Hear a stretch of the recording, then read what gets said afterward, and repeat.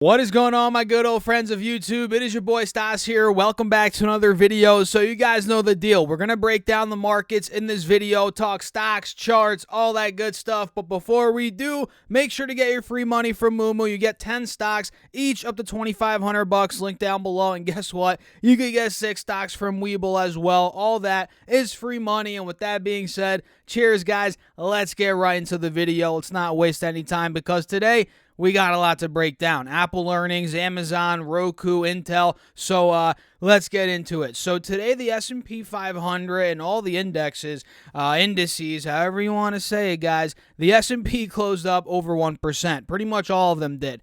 S&P up 1.2%, Dow Jones up 1% on the day, Russell up 1.3%, as we had the good old NASDAQ up about 0.9 to about 0.95%, as the VIX went down 4%, and silver closed up a little bit above 7.4% on the day. Crazy wild day for silver. It closed a little bit under 20 an ounce, and gold closed, well, I guess it's still trading, but gold is right around 17.75 an ounce. It's up over 2% on the day, and we're not going to break down Bitcoin and Ethereum in this video. Sorry, guys, but I'll take a quick glance at it and see where it's trading. Currently, Bitcoin is at 23,900. Holy smokes.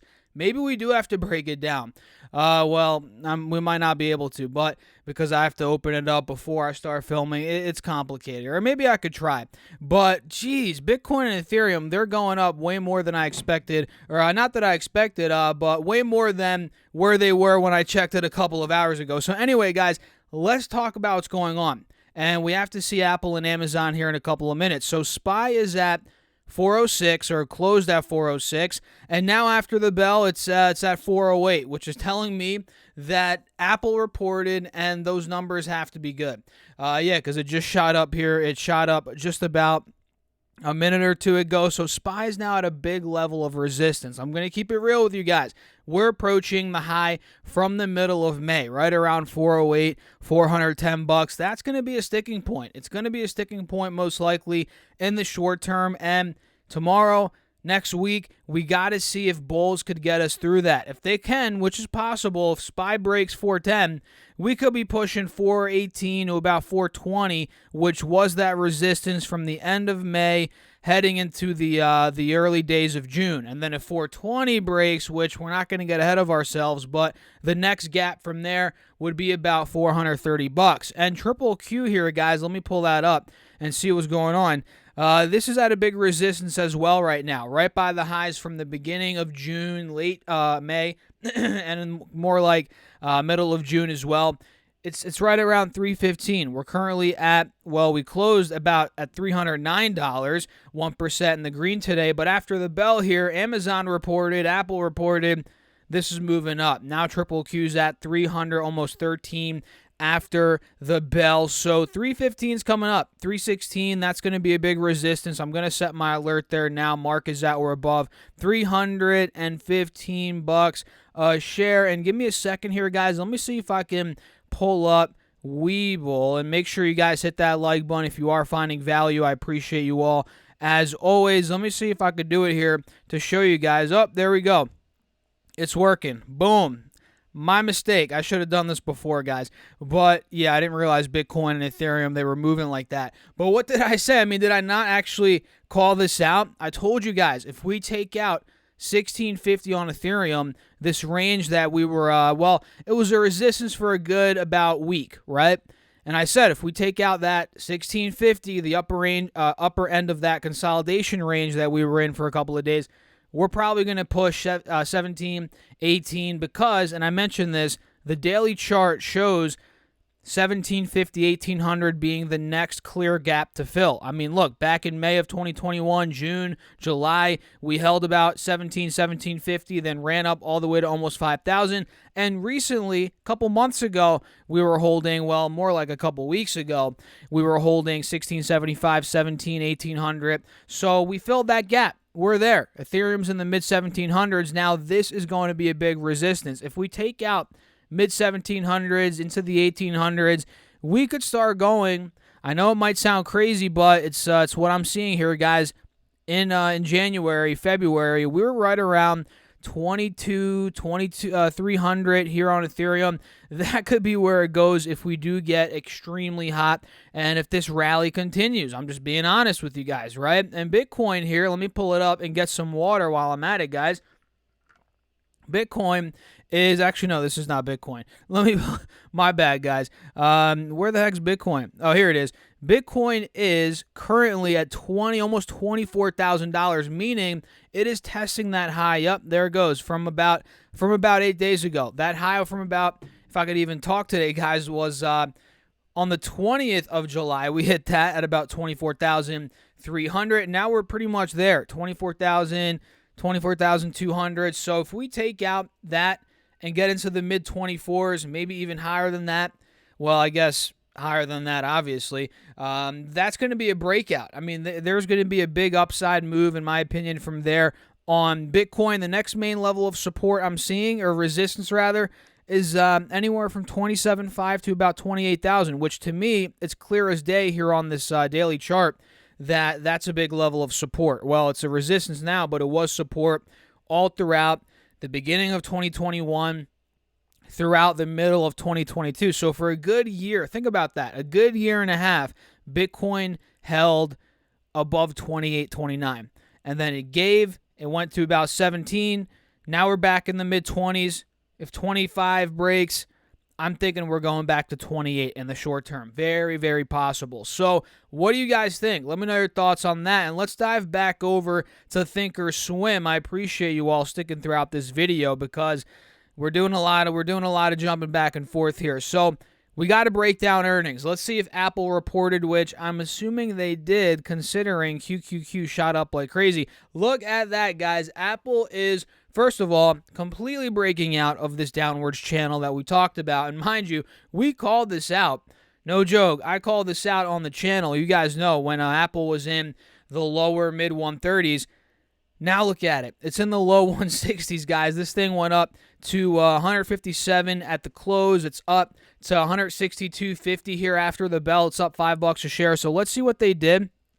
They ended up doing EPS of $1.20 versus $1.16, estimated on revenue of $82.96 billion versus $82.81 billion estimated. So in other words, guys, that's a double beat, pretty solid. And it looks like Apple profit falls about 11%, but iPhone sales remain resilient. That's a pretty solid headline there by the Wall Street Journal. I might have to read that article later in the night here, guys. But overall, it looks like Apple Q3 iPhone revenue was $40.6 billion, up from $39.57 year over year. So that's growing ever so slightly year over year. Services revenue $19.6 billion, up from $17.58 billion year over year. That's solid. What else do we got here?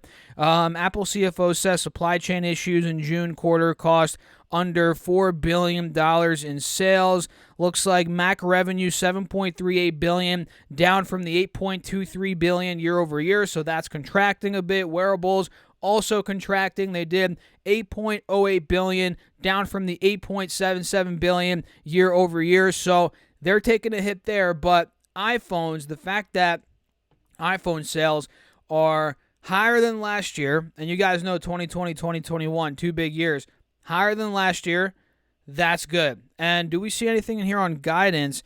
They see no obvious evidence in its data of macroeconomics impact on the iPhone sales. All right, I guess that's good, but who really knows, what data they're looking at when it comes to macro and the iPhone sales? And I'm not seeing anything yet. And mind you guys, these earnings just came out 5-10 minutes ago, so we might not even have guidance yet. We have to wait until the call and see how that ends up going. But overall, Apple is, it's taking a green market, which today was green. It's making it even greener. It's giving the market even more juice right now. And in the short term, it's great. To be honest, I mean, this is what the market's needed. The market's needed Apple and the big tech names to do decent, not to crush it, and do very well, but to do decent and not collapse. And that's what we're seeing. Google's up, Apple's up, all these are up. And we'll talk about Amazon here in a minute. And it seems like to be honest, with that being said, we are getting to a little bit of an overbought point, especially here, mostly here on Apple. I mean, sure, this thing it could go a little bit higher, maybe mid-high 160s, but I mean, look at this. This stock has gone straight up. So I feel like it could pull back a little bit in the meantime, even after this report. In the meantime, and we'll see what it does. Maybe it tests mid 150s again, lower 150s, and if buyers come in again and respect that dip and buy it up at the moving averages, then you know it's pretty legit. The breakout's pretty legit, but we got to wait and see. And with Amazon here, look at this, guys. Holy smokes. Amazon is up $16 a share after the bell, which is a pretty big amount considering they just did a split recently and the stock's not thousands of dollars anymore. It's $120, so $16 move. Hey, that is a pretty big move. We're talking well over 10%.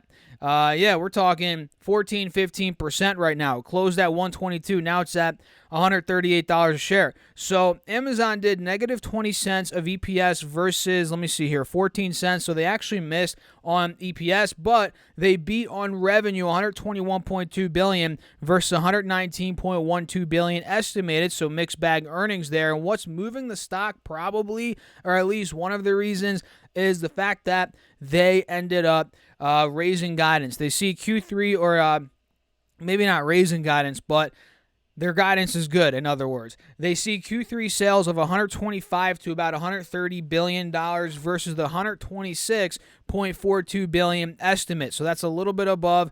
I guess the higher end of that range is a decent amount above $126 billion. So that's good. I'd say that's upbeat guidance on revenue. I'm not seeing anything on guidance for EPS. It looks like here Amazon adjusted EPS was green though. So unadjusted it was red, adjusted it was 18 cents, and the estimate was 13 cents on that. So pretty good, I'd say. You know, they beat revenue, adjusted EPS beat the estimate as well. It was profitable on an adjusted basis, and sales revenue is or guidance for sales is looking pretty good. So I'm watching this stock at this point because clearly it's completely breaking out. I mean, at this point, we broke the wedge that we talked about.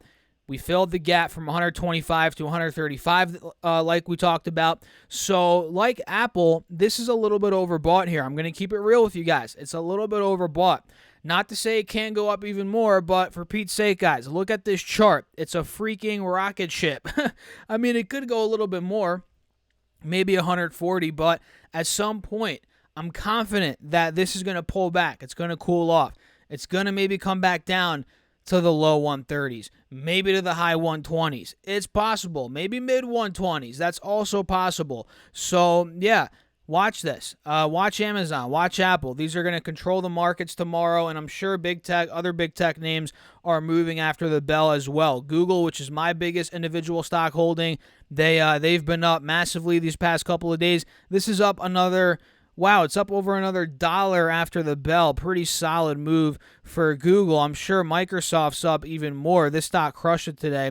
3% green day on the day, and it's up another $2 after the bell, looks like, which is about another 0.75%. What else do we have? Meta, which did not do well today. Meta went down 5%, closed at $160 on the day. Now it's at almost $162 after the bell. So big tech starting to look pretty decent. These stocks have been doing well, and of course some charts look better than others, but they've been rebounding pretty nicely. Well, maybe not Meta. Meta's just got slaughtered, but the other ones have been doing pretty well. So what do you guys think? Do you own Apple? Do you own Amazon, Meta, Google, any of these stocks? Let me know in the comments. And don't forget, if you haven't done so already, to get your 10 stocks from Moomoo. It's free money, guys. Use that link down below. Deposit at least $100, and you get those 10 stocks, each up to $2,500. Again, it's free money, and it helps out the channel. I appreciate you all, as always. And with that being said, let's break down some more. You guys thought we were done? We're not done yet. Let's break down some more companies before we wrap the video up. We also had Roku today, and I've been on record saying Roku's freaking worthless. I mean, I hate this stock. I hate the company. I'm not going to sugarcoat things. Well, maybe I don't want to be too much of an a-hole. Sometimes I do. dumb it down a little bit. You know, if I could say whatever I wanted, I mean, this channel might not be fit for the advertisers. Let's put it that way. But Roku, it is not a great. It's not a great company. I think it's one of the worst. It has one of the worst economic moats out there, and it makes sense to me that it continues quarter after quarter after quarter to go down and down and down. Look at this. 3 quarters ago, Roku went from $160 to $110. Last quarter, it went from $108 to $85 right around the report. And now it closed at $85 and is trading in the low 60s after the bell. That's abysmal. We're talking 30%. So Roku, if you guys didn't know, essentially it's like you slap this USB thing in your TV and you have all your apps. You have your Netflix, your YouTube, your this, that, your channels. But guess what? I just bought a Fire TV or a Fire Stick. Well, my fiance bought it. I didn't buy it. During the Amazon Prime thing, or Amazon Prime Day rather, that was a couple weeks ago. She bought that thing for $15. It's the same thing. The Apple TV, it's the same thing. If you have an Xbox, a PS5, Xbox One, whatever the heck Xbox you have all your apps on there. Essentially, Roku, there's no way this business is going to do well, in my opinion, long term. It's either going to get bought out, it's going to go under, it's going to merge. I don't know. But for me, I'm not a big fan of it at all, and I'm sure a lot of you guys will agree. And look at these numbers. I mean, they missed EPS. They're losing money out the wazoo, 82 cents versus 68 cents estimated, and that's in the red, by the way, guys. And sales came in at $764.41 million versus $805.64 million. And I guarantee, I haven't looked at this, so don't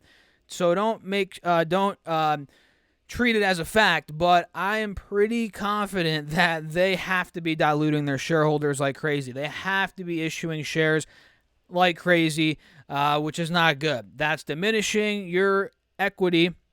It's diminishing your piece of the pie, right? Think about this. If you have a pizza pie, or just think about a pie or whatever, and you own some of that company, and if the management is buying back the shares, there's less pieces of the pie available, which means your piece of the pie, guess what? It grows. And it's the opposite when they're diluting. Let's say you have a pizza pie, they're diluting, and the pizza pie just gets bigger and bigger and bigger, and your slice stays the same, but essentially it's getting smaller in as more shares are being issued, if that makes any sense, right? That's an analogy that we can use. And I think Roku, they got to be issuing shares and they got to be diluting. There's no way they're not.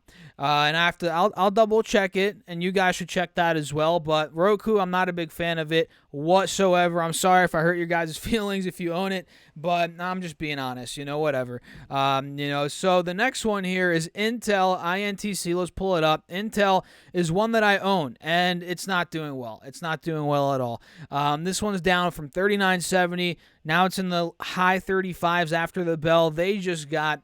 I mean, these earnings are horrible too. I think Intel, I think Intel has a moat though. It's a pretty good business compared to Roku, but they got slaughtered like Roku did as well. Completely different business, but the numbers are not good. 29 cents versus 69 cents estimated on EPS, which is just horrible miss. And revenue, $15.3 billion versus $17.92 billion. So they missed revenue by over $2.5 billion. So yeah, Intel, they're at a fresh low as expected. They hit $35.11. This is a stock that I was buying low 50s. I mean 40s.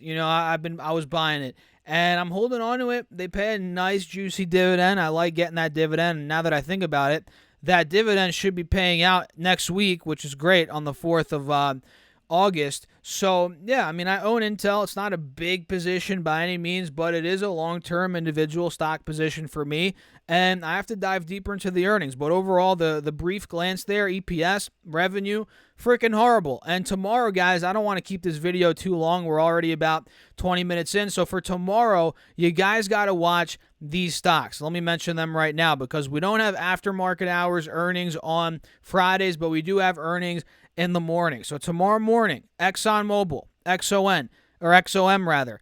They report, and this is slowly breaking out of the moving averages. We've seen the move on, in these energy stocks the past couple of days. They're slowly creeping back. We got to watch out for this one. And it looks like it broke $92, the high from the end of June. This is starting to gain some steam. CVX as well, Chevron. They report in the morning. This is right at a big resistance here at about $150, $55. If that breaks, there could be a big move coming. AbbVie, which is a healthcare company, they've done very well, and if you guys take a look here, they are now at the top of this downwards channel. If I extend this to the right, you guys will be able to see that. So if we start getting buying pressure out of this channel, and maybe we break 160, there could be a breakout coming on AbbVie, and they report in the morning. Who knows?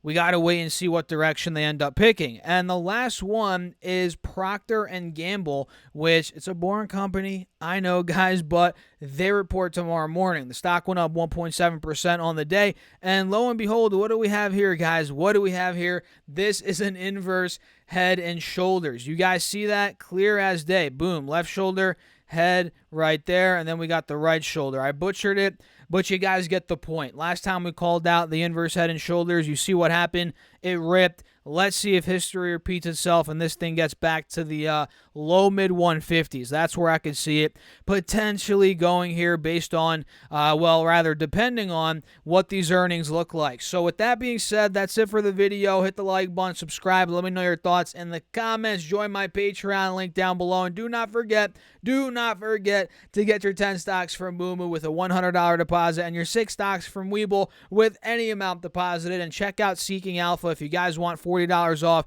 the premium plan. That's linked down below as well. And with that being said, I'll catch you guys in the next video. Cheers. Thanks for watching as always. Peace. Oops, I almost knocked my water bottle over. I'll see you guys later. Peace out.